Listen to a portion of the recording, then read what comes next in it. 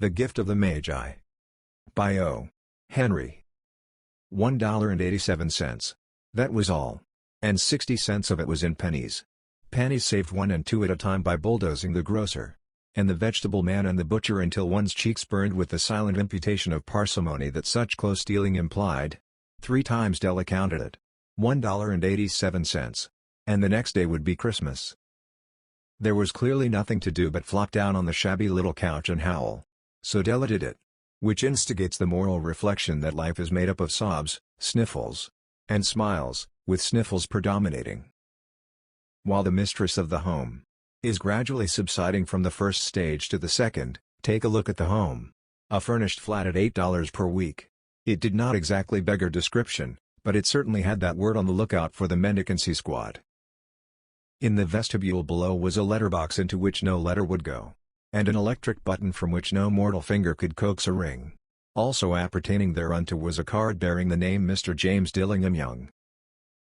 The Dillingham had been flung to the breeze during a former period of prosperity, when its possessor was being paid $30 per week.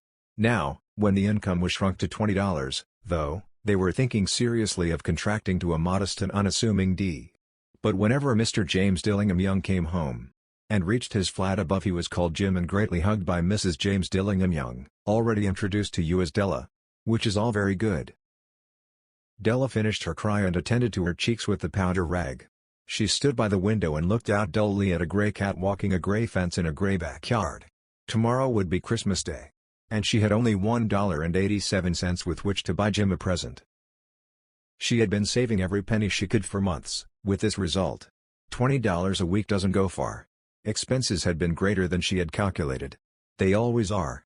Only $1.87 to buy a present for Jim. Her Jim. Many a happy hour she had spent planning for something nice for him. Something fine and rare and sterling. Something just a little bit near to being worthy of the honor of being owned by Jim. There was a pier glass between the windows of the room. Perhaps you have seen a pier glass in an $8 flat. A very thin and very agile person may, by observing his reflection in the rapid sequence of longitudinal strips, obtain a fairly accurate conception of his looks. Della, being slender, had mastered the art. Suddenly she whirled from the window and stood before the glass. Her eyes were shining brilliantly, but her face had lost its color within 20 seconds. Rapidly she pulled down her hair and let it fall to its full length. Now, there were 2 possessions of the James Dillingham Youngs in which they both took a mighty pride. One was Jim's gold watch that had been his father's and his grandfather's. The other was Della's hair. Had the Queen of Sheba lived in the flat across the airshaft, Della would have let her hair hang out the window some day to dry just to depreciate Her Majesty's jewels and gifts. Had King Solomon been the janitor, with all his treasures piled up in the basement, Jim would have pulled out his watch every time he passed, just to see him pluck at his beard from envy. So now Della's beautiful hair fell about her rippling and shining like a cascade of brown waters. It reached below her knee and made itself almost a garment for her. And then she did it up again nervously and quickly. Once she faltered for a minute and stood still while a tear or two splashed on the worn red carpet. On went her old brown jacket, on went her old brown hat. With a whirl of skirts and with a brilliant sparkle still in her eyes, she fluttered out the door and down the stairs to the street. Where she stopped the sign read, "Nah. Sofroni. Hair goods of all kinds." One flight up Della ran, and collected herself, panting. "Madam, large, too white, chilly, hardly looked the Sofroni." "Will you buy my hair?" asked Della. "I buy hair," said Madam. "Take your hat off and let's have a sight at the looks of it." Down rippled the brown cascade. $20, said Madam, lifting the mass with a practiced hand. "Give it to me quick," said Della. Oh, and the next 2 hours tripped by on rosy wings. Forget the hashed metaphor. She was ransacking the stores for Jim's present. She found it at last. It surely had been made for Jim and no one else. There was no other like it in any of the stores, and she had turned all of them inside out. It was a platinum fob chain, simple and chaste in design, properly proclaiming its value by substance alone and not by meretricious ornamentation, as all good things should do. It was even worthy of the watch. As soon as she saw it she knew that it must be Jim's. It was like him. Quietness and value, the description applied to both. $21 they took from her for it. And she hurried home with the 87 cents. With that chain on his watch Jim might be properly anxious about the time in any company. Grand as the watch was, he sometimes looked at it on the sly on account of the old leather strap that he used in place of a chain. When Della reached home, her intoxication gave way a little to prudence and reason. She got out her curling irons and lighted the gas and went to work repairing the ravages made by generosity added to love. Which is always a tremendous task, dear friends, a mammoth task. Within 40 minutes her head was covered with tiny, close-lying curls that made her look wonderfully like a truant schoolboy. She looked at her reflection in the mirror long, carefully, and critically. "If Jim doesn't kill me," she said to herself, "before he takes a second look at me, he'll say I look like a Coney Island chorus girl. But what could I do? Oh! What could I do with $1.87? At 7 o'clock the coffee was made and the frying pan was on the back of the stove hot and ready to cook the chops. Jim was never late. Della doubled the fob chain in her hand, and sat on the corner of the table near the door that he always entered. Then she heard his step on the stairway down on the first flight. And she turned white for just a moment. She had a habit for saying little silent prayer about the simplest everyday things, and now she whispered, "Please God, make him think I am still pretty." The door opened and Jim stepped in and closed it. He looked thin and very serious. Poor fellow, he was only 22, and to be burdened with a family. He needed a new overcoat and he was without gloves. Jim stopped inside the door, as immovable as a setter at the scent of quail. His eyes were fixed upon Della, and there was an expression in them that she could not read, and it terrified her. It was not anger, nor surprise, nor disapproval, nor horror, nor any of the sentiments that she had been prepared for. He simply stared at her fixedly with that peculiar expression on his face. Della wriggled off the table and went for him. "Jim, darling," she cried, "don't look at me that way. I had my hair cut off and sold because I couldn't have lived through Christmas without giving you a present. It'll grow out again. You won't mind, will you? I just had to do it. My hair grows awfully fast.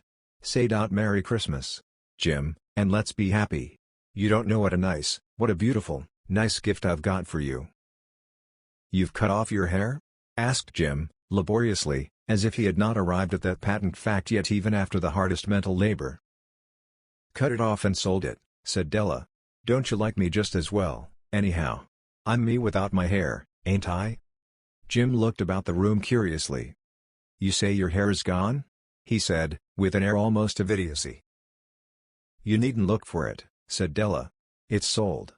I tell you, sold and gone, too. It's Christmas Eve, boy. Be good to me, for it went for you.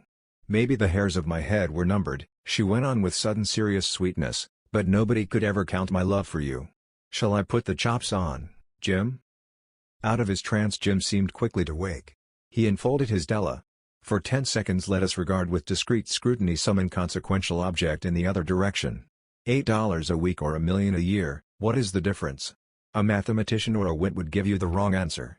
The Magi brought valuable gifts, but that was not among them. This dark assertion will be illuminated later on. Jim drew a package from his overcoat pocket and threw it upon the table. "Don't make any mistake, Dell," he said, "about me. I don't think there's anything in the way of a haircut or a shave or a shampoo that could make me like my girl any less. But if you'll unwrap that package you may see why you had me going a while at first." White fingers and nimble tore at the string and paper. And then an ecstatic scream of joy, and then, alas! A quick feminine change to hysterical tears and wails, necessitating the immediate employment of all the comforting powers of the lord of the flat. For there lay the combs, the set of combs, side and back, that Della had worshipped long in a Broadway window. Beautiful combs, pure tortoise shell, with jeweled rims, just the shade to wear in the beautiful vanished hair. They were expensive combs, she knew, and her heart had simply craved and yearned over them without the least hope of possession.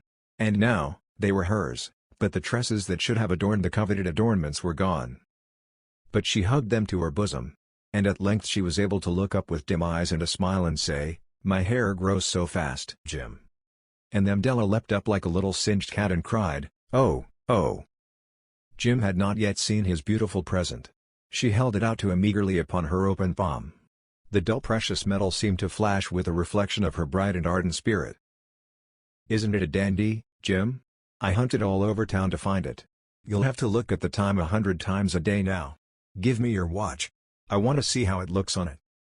Instead of obeying, Jim tumbled down on the couch and put his hands under the back of his head and smiled. "Dell, said he, "let's put our Christmas presents away and keep 'em a while. They're too nice to use just at present. I sold the watch to get the money to buy your combs. And now suppose you put the chops on." The Magi, as you know, were wise men, wonderfully wise men, who brought gifts to the babe in the manger. They invented the art of giving Christmas presents. Being wise, their gifts were no doubt wise ones, possibly bearing the privilege of exchange in case of duplication. And here I have lamely related to you the uneventful chronicle of two foolish children in a flat who most unwisely sacrificed for each other the greatest treasures of their house. But in a last word to the wise of these days, let it be said that of all who give gifts these two are the wisest. Oh, all who give and receive gifts, such as they are wisest. Everywhere they are wisest. They are the Magi.